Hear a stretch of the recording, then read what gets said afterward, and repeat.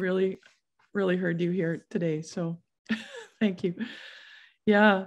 So about Dvid, Dephy, and I just want to say how much I appreciate Dvid, who I want to tell the story that Dvid had written a bunch of poems about the Ukraine, so moved by the war at the beginning, which is over 50 days ago now that it began.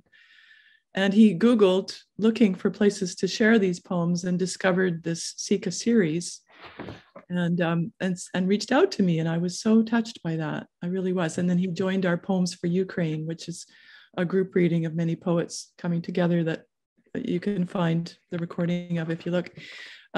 So Dvid is a Georgian, as he informed me very carefully, a Georgian American, award-winning poet and novelist, the founder of Poetry Orchestra, first place winner of the Artist Forum Poetry Award in New York 2021, winner of the Finalist Award in the 2020 Best Book Award National Contest by American Book Fest, finalist and shortlist winner nominee of the Adelaide Literary Awards for the category of Best Poem, and winner of the Spill Words Poetry Award.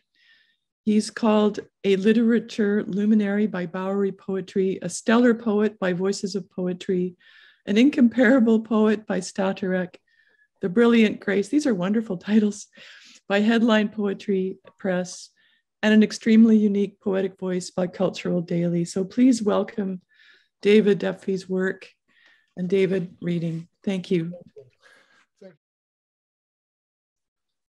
Mother writes on her daughter's back the name and contact details.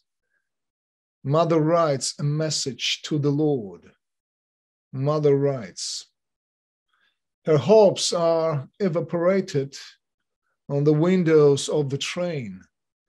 Mother writes on her son's back the name and contact details. Mother knows. There is always something too precious to be made of pain. She turns out scarce in every breath of a child.